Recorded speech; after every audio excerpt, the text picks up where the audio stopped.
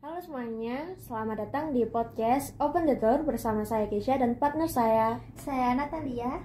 Nah, di sini kita akan bahas apa sih, Nat? Nah, kali ini kita akan membahas topik yang sangat penting nih bagi remaja, yaitu kita akan memberikan edukasi tentang bahaya HIV dan narkoba bagi remaja dalam kehidupan bermasyarakat. Oke, jadi sekarang kita nih udah kedatangan dua narasumber spesial. Yang pertama ada Aldo, dan yang kedua ada Kathleen. Baik, sebelumnya kami ingin bertanya nih dari salah satu di antara kalian. Gimana sih pandangan kalian sendiri terhadap virus HIV? Menurut saya, HIV sendiri adalah virus yang menyerang kekebalan manusia, sehingga bisa mengakibatkan penurunan kekebalan pada tubuh manusia. HIV bisa terjadi karena adanya kontak dengan cairan tubuh penderita, seperti berhubungan seks dengan pasangan yang terinfeksi virus HIV. Nah, kalau pandangan Kathleen sendiri nih, gimana sih tentang narkoba? Menurut saya, narkoba merupakan singkatan dari narkotika, psikotropika, dan zat adiktif berbahaya lainnya. Zat berbahaya tersebut bisa masuk ke dalam tubuh manusia dengan cara diminum, dihirup, maupun disuntikan, dan bisa berakibat mengubah pikiran, suasana hati, maupun perasaan seseorang. Nah, menurut kalian sendiri, mungkin nggak sih kita bisa mencegah virus ini? Mungkin, ya. Saran saya adalah yang pertama, saling setia terhadap pasangan. Lalu ada jangan ganti-ganti pasangan, menghindari penggunaan narkoba. Dengan begitu kita bisa terhindar dari virus ini. Saya setuju dengan pendapat Aldo bahwa dengan tetap setia dengan pasangan masing-masing merupakan salah satu cara untuk mencegah virus ini.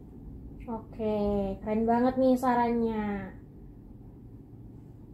Oke, baik. Mungkin segini dulu aja ya kita akhiri sampai sini. Mungkin kita bisa berjumpa di lain waktu. Terima kasih untuk ketersediaannya dalam mengikuti podcast kami. Ya, sama-sama. Sama-sama.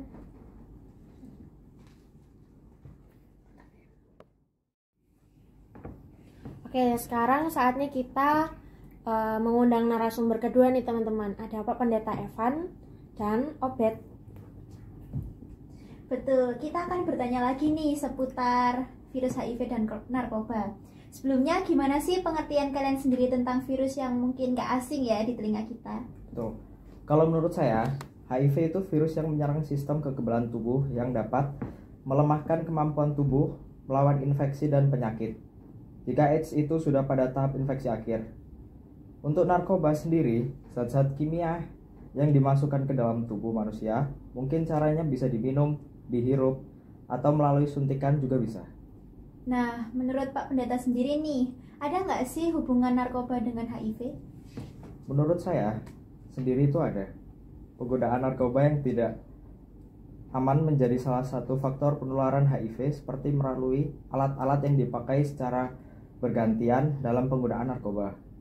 Sedangkan, individu yang hidup dengan HIV dapat rentan terhadap penggunaan narkoba untuk mengatasi masalah kesehatan mental. Baik, menurut Pak Pendeta sendiri, ada nggak sih ayat Alkitab yang relate sama kasus ini? Mungkin bisa dijelaskan lebih lanjut. Pastinya ada. Pada 1 Korintus 3 ayat 16-21 berkata, apabila seseorang mengotori dan merusak rumah Allah, ia akan dibinasakan oleh Allah. Sebab rumah Allah suci dan bersih, dan saudaralah rumah itu. Janganlah terus-menerus menipu diri sendiri. Yang dimana ayat tersebut berbicara tentang pentingnya menjaga tempat kediaman roh Allah. Ayat ini mengingatkan kita bahwa kita perlu menjaga dan memelihara tubuh kita dengan baik. Dengan kita menjaga dan memelihara tubuh kita, maka kita juga menjaga dan memelihara bait Allah tersebut. Baik, terima kasih nih Pak Pendeta buat penjelasannya.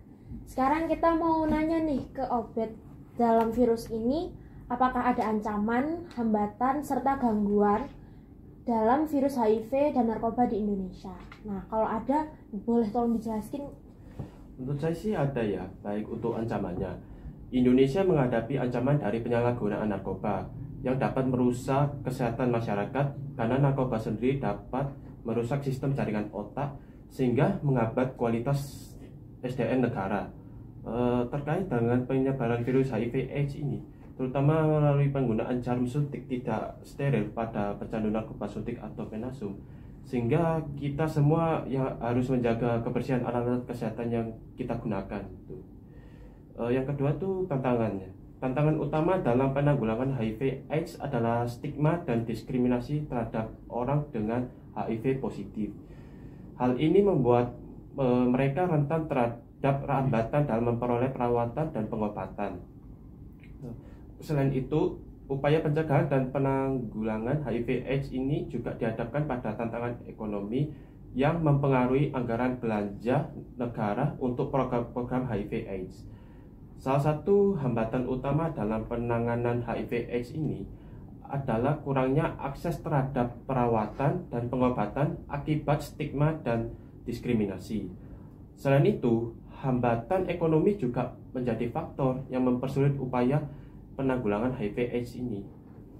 Selanjutnya, gangguan dalam penanggulangan virus narkoba dan HIV/AIDS ini dapat muncul dari berbagai dimensi kehidupan, seperti gangguan ekonomi yang mempengaruhi anggaran belanja negara untuk program-program HIV dan AIDS, serta gangguan sosial budaya yang memicu stigma dan diskriminasi terhadap orang dengan HIV positif.